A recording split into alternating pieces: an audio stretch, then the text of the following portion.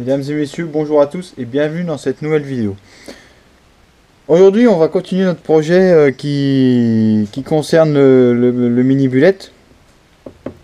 Ça fait un petit moment que j'ai laissé ça mijoter, simplement parce que il fait froid ici, d'accord.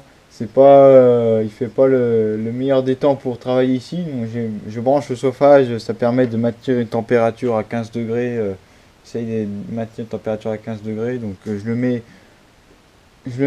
environ toutes les débuts d'heure quand je fais des trucs longs.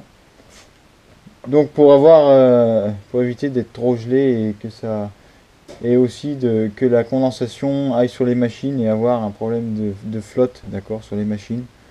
Puisqu'ici ça reste quand même assez humide. Le plafond est isolé, mais il fait quand même pas chaud. Donc au mois de novembre, là c'est la période d'atelier, la période de l'année où à l'atelier je fais plus grand chose. Je fais l'essentiel, on va dire. Je fais quelques bricoles, mais sans plus, parce que c'est vrai que ça fait pas très chaud. Donc cette vidéo là n'était pas censée parler du mini bullet, mais je devais parler d'un projet de réparation d'une presse hydraulique Fogg, donc pour un collègue, et donc il a eu un problème sur sa presse, et puis je sais pas quoi, donc il y avait un ensemble de pièces à refaire, mais malheureusement j'ai oublié le plan. Donc ça arrive, donc ça attendra la semaine prochaine, dans la semaine, pour regarder ça. Donc là, donc il y a des bouts en fonte, donc un peu de l'acier traité à faire, enfin pas de l'acier traité, de l'acier allié qui peut se traiter, et sans pièces alliées, d'accord. Donc avec des tolérances assez serrées, ça peut être intéressant de regarder ça. En plus, il y a un ensemble à faire de quelques pièces, donc ce serait assez intéressant. Donc c'était censé être pour aujourd'hui, mais vu que j'ai oublié le plan, on va continuer le mini bullet. Donc j'avais ébauché ça sur le tour. J'ai fait quelques arrondis. Donc souvenez-vous le bloc, hein, je l'ai pas plus retaillé que ça, hein. Il y avait déjà la pente. Et donc j'ai tracé tout simplement au marqueur les formes que je voulais à peu près avoir. Alors globalement c'est à vue d'œil, d'accord. Faut pas demander de la précision. Donc je me suis monté sur un plateau de montage sur un mandrin, donc ce que j'ai fait sur le mandrin, plateau à trous, plateau de tournage donc pour brider ça. Simplement parce que chez moi ici, c'est beaucoup plus simple pour moi de travailler avec le tour, alléger sur le tour, qu'alléger avec la tête alléger sur la fraiseuse. Puisque sur la fraiseuse, j'ai pas les vitesses de broche que je veux, donc c'est toujours embêtant. Mais là, pour ce qu'on va faire aujourd'hui, ça va bien, d'accord. J'utilise très bien les fraises de 10 à 20, pas de problème, hein. Ça tourne à la bonne vitesse, 400 tours en fraise ARS, il n'y a pas de souci. Carbure aussi d'ailleurs. Mais, mais là, donc ça marche bien. Donc ce qu'on va faire aujourd'hui, c'est tout simplement l'enclumette. Et donc venir continuer, donc, puisque je vais faire un mort rapporté là-dessus. Du carré. Oh, c'est pas beau mon bout là.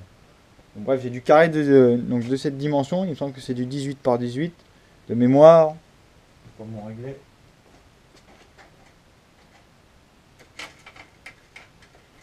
Alors, ouais, c'est ça, c'est du 18, donc ça va bien. Donc, tailler l'épaulement là-dedans, donc ébaucher avec la fraise ébauche et finition à la fraise de taille. Donc, et après, perçage des deux petits taraudages pour mettre le mort rapporté, tout simplement. Donc, ça permettra d'avoir. Comme je vous dis, je le fais à ma sauce et surtout avec les moyens que j'ai. Parce que les pavés de carré, ça court pas les rues. Alors que les gros pavés, je parle, hein, c'est vrai que c'est pas toujours évident. Mais là, ça va bien aller. Et donc, on va faire avec ça. Donc voilà un petit peu ce qui. Et puis si on a le temps, j'attaquerai les arrondis qui suivent. Donc c'est-à-dire l'arrondi ici. Donc ici pour commencer. Ok. Qui va être soudé là-dessus. Donc voilà la pièce au fait soudée. Donc j'ai pas eu de problème de déformation ni rien. Donc ça marche bien. Ça a bien été. J'ai soudé tout ça à l'arc. J'ai quelques trous, mais sans plus, hein, au final. Donc après avec la finition, ça se verra plus. Ce sera très bien. Donc voilà, donc je pense que le mieux c'est de se mettre. Alors là, comment j'ai procédé la mise en place. Alors, pour l'instant c'est provisoire, d'accord. J'ai pas plus serré les taux prêt à l'usinage, d'accord. Je suis juste mis en position, on va dire.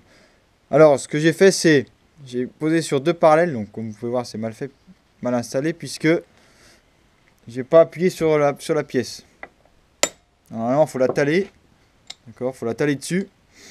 Bon, là, je l'ai pas fait, j'ai la caméra dans la main, et puis l'étau est pas serré, donc ça sert à rien de le faire. Donc, alors, j'ai pris 2 parallèles que je viens plaquer contre les morts. Vous allez voir, parce qu'avec la caméra, c'est pas toujours évident de choper les bons plans, surtout avec la lumière donc, de cet endroit qui n'est pas forcément les plus adaptés.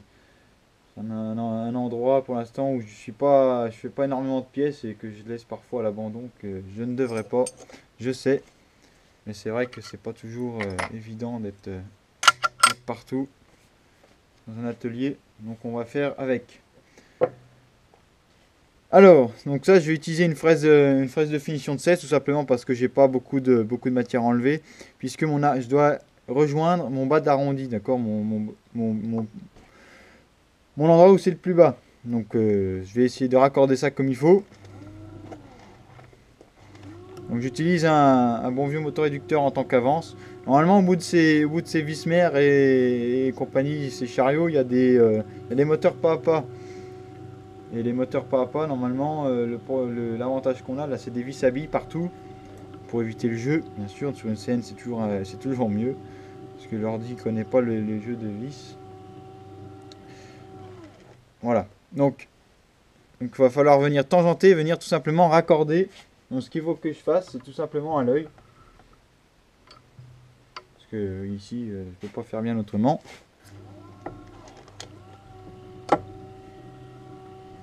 C'est tout simplement venir tangenter et voir jusqu'où. Est-ce que c'est une coupe? Elle coupe pas au centre celle-là, donc on va faire attention. On va peut-être pas mettre autant. C'est le problème de ces fraises, il y en a qui coupent au centre, donc non. Donc il faut faire attention à ce qu'on fait. Donc les coupes au centre, généralement, c'est des 2 lèvres. Donc comme celle-là.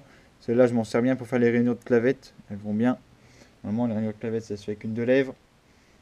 Ce que je n'ai pas fait dans la vidéo sur la rainure de clavette, de l'étau. Simplement parce que j'en avais plus. J'en ai toujours plus. Donc on va démarrer et on va essayer de rejoindre l'arrondi.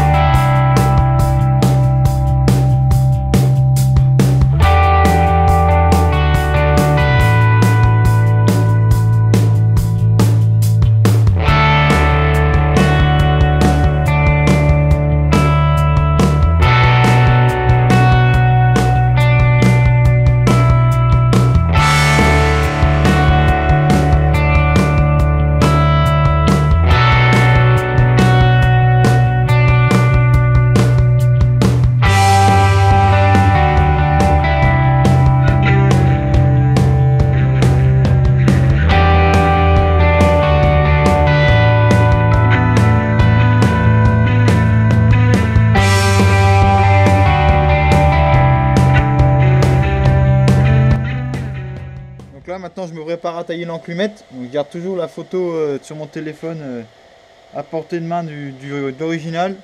Pourquoi? Pour essayer de simplement que ça ressemble à l'original. Hein, donc je prends 2 mm pour tailler l'enclumette. Il n'y a pas forcément des masses, ce que je veux c'est que ça raccorde correctement ici. Je mets le mini cool aussi. Donc en tant que goutte à goutte parce que je démarre pas le compresseur maintenant. Bien souvent je le laisse en goutte à goutte parce que le réservoir est assez haut, du coup il y a toujours une pression qui est présente et ça me permet d'avoir un goutte à goutte de lubrifiant pour bien lubrifier la fraise et refroidir tout ça. Surtout que là en plus il fait pas spécialement chaud et la face n'est pas spécialement agressive non plus. Donc on va y aller tranquillement. Donc en général je prends 0,8 à la dent. Voilà.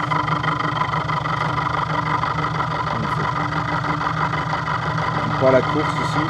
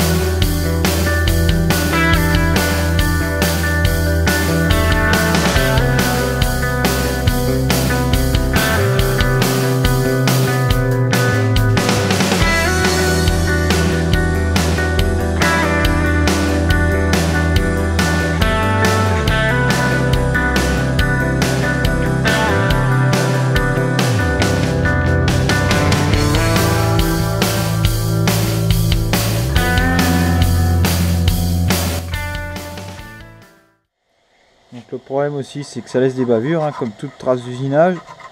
Donc c'est toujours mieux de les enlever. J'aime bien les enlever dans l'étau directement plutôt qu'attendre. Après c'est à chacun de voir, c'est toujours pareil. Pour le meilleur fraiseur du monde, loin de là.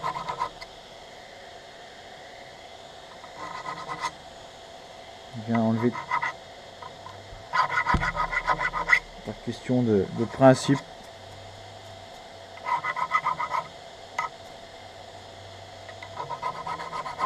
Voilà, c'est quelque chose qui va bien.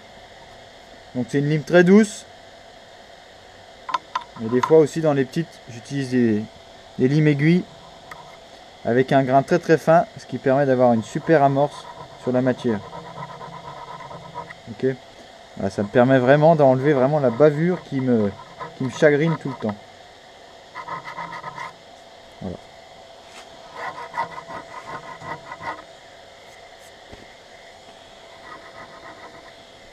Ça c'est des limes du grand-père. Et c'est vraiment du bon puisque c'est regardez, c'est Valorbe ou quelque chose comme ça il me semble. Swiss Made, voilà. Il me semble que c'est Valorbe la marque. Donc ancienne boîte de mon grand-père travaillait beaucoup avec des entreprises suisses du fait de leur super qualité d'outillage.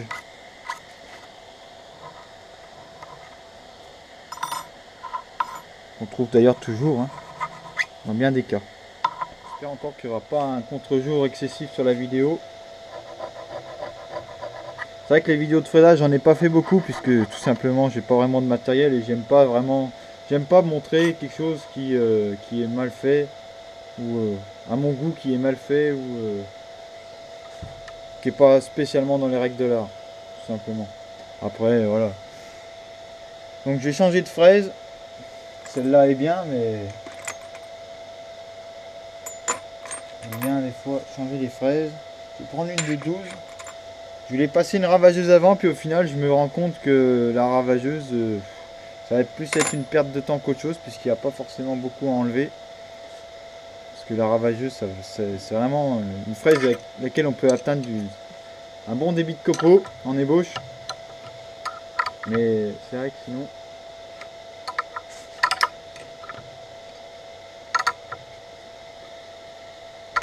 Voilà.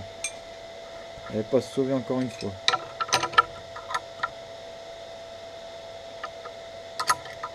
J'insiste en plus. Voilà. Ben non, pourquoi ?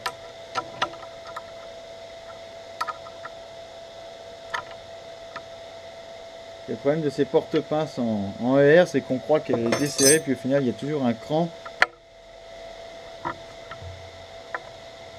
Voilà. Attention, toujours faire attention avec ces outils. Ça coupe. Alors ici c'est un bon exemple de fraisage de profil. Donc ici on a la fraise, notre pièce. Et là j'ai tracé la partie à enlever. Donc j'ai pas encore tangenté. Donc je suis venu descendre, tangenter au-dessus, descendre. Et on voit encore le bout. Et donc là, c'est ce qu'on appelle du travail de profil. Puisque notre fraise va travailler sur son profil, donc sur la denture, sur la gougure exactement. Et le problème qu'on a ici, donc on a un fort, une profondeur de passe, donc AP. Donc AP, ça c'est la profondeur de passe. Donc en langage, quand on parle avec les outils, on dit souvent AP, des trucs comme ça. Donc profondeur de passe qui est grande, mais par contre, forte profondeur de passe, mais ça ne veut pas dire qu'on va prendre beaucoup. Puisqu'après on a notre engagement radial de la fraise qui va nous déterminer si on prend beaucoup ou pas. Donc l'AE, qui est la largeur de coupe de la fraise. Donc ici je vais me limiter à un AE de 0,5 pour commencer. On va peut-être prendre de 1 puisque le montage est rigide quand même. Les fraises coupent bien. En avalant, on va essayer de prendre un AP de 20, un AE de 20. Donc largeur de coupe de 20, tout simplement. Donc ici, il faut venir tangenter avec le bélier. Voilà, il faut venir tangenter. Donc, ce sont des fraises qui coupent très bien, celles-là. Donc normalement, j'ai pas de souci. Voilà, et normalement, c'est pas bon, c'est pas ce qu'on va écouter. Alors on va commencer par 1 mm. On va prendre. Ouais, on m'a demandé aussi pourquoi j'utilisais le comparateur. Tout simplement, j'ai pas de vernier. Je peux les faire, mais j'ai pas envie, tout simplement parce que j'ai pas envie de. Si je mets des verniers après, j'ai pas envie de faire tout mon feuillage sur cette fraiseuse. On va vraiment avoir une fraiseuse potable, on va dire. Donc on va commencer. Donc là c'est ce qu'on appelle du travail en avalant. D'ailleurs on peut voir les copeaux que ça produit. Les copeaux qui sont tout longs. Parce qu'on travaille avec le profil de la fraise. L'avalant permet aussi de réduire l'effort sur le moteur et la table. Puisque l'avalant emmène la fraise emmène la table dans son sillage. Donc la fraise roule, le fraisage en roulant, c'est le cas de le dire, roule sur la pièce tout simplement.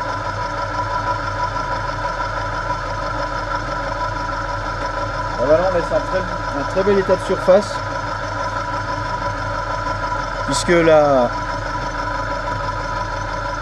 un très bel état de surface puisque le copeau est chassé directement de la coupe.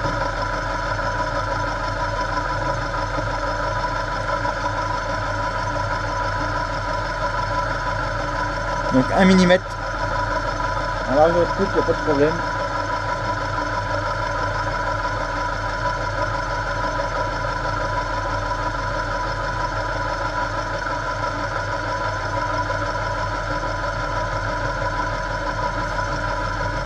L'état de finition est vraiment super. C'est ce que j'aime bien avec le travail en avalant. C'est le problème d'une fraiseuse traditionnelle classique. Je sais que les Hurons le font, ils ont un rattrapage, il y a des fraiseuses qui le font. Hein. Des fois il n'y a que l'axe X qui est en avalant avec un rattrapage de la vis mère pour le travailler en avalant. Mais je sais qu'au boulot on a des Hurons et au lycée aussi. Donc on va tenter le 1 mm et demi. Et je sais que les Hurons peuvent travailler en avalant sur tous les axes. Et ça c'est vraiment appréciable.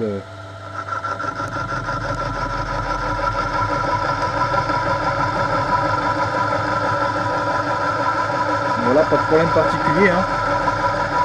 Même vitesse d'avance. Profondeur 1,5 mm. Donc en AE.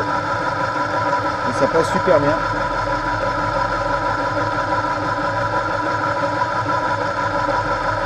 Bien mieux qu'en opposition.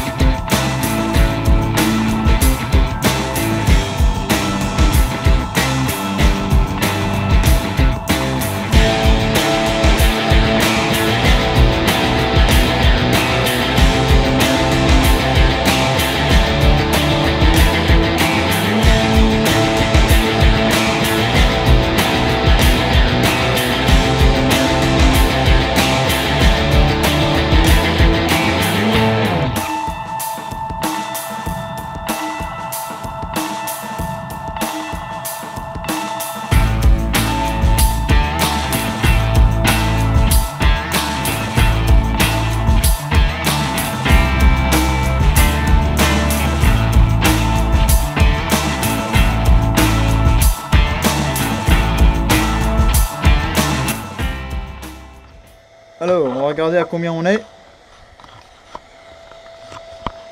Essayez de vous... Vous allez rien voir à ma prise de mesure, mais...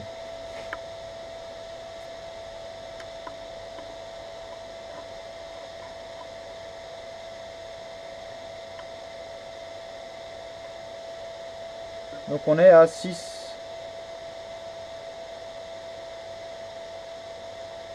On est à 5,5 parfaitement. Et moi mon but c'était 6. Double check. Et ça, 5,5.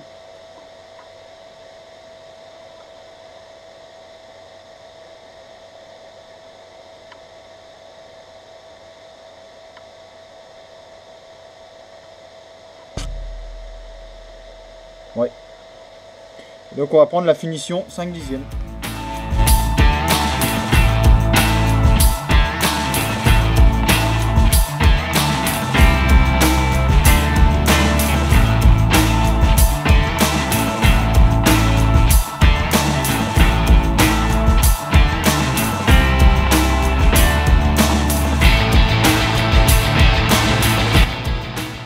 Voilà la fraiseuse en configuration horizontale. Je pense qu'on l'a pas vu de nombreuses fois.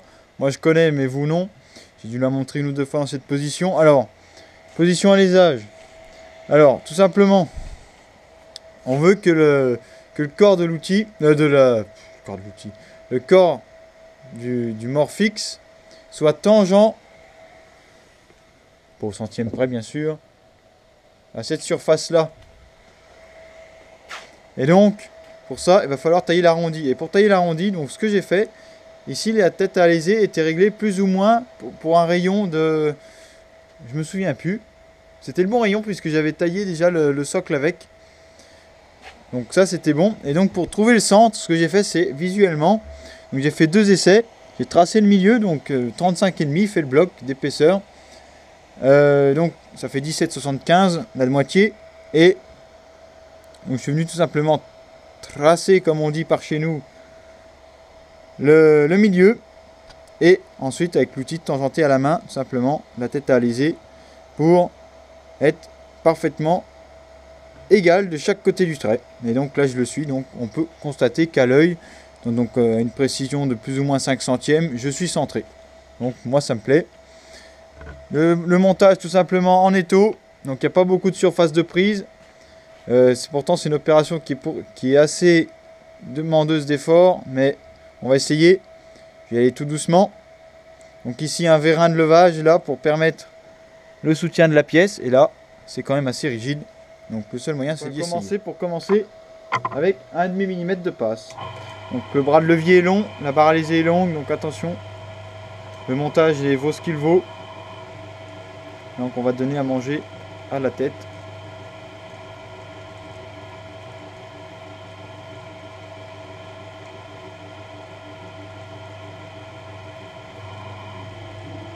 À coup sûr, j'ai relevé la tête au lieu de la descendre.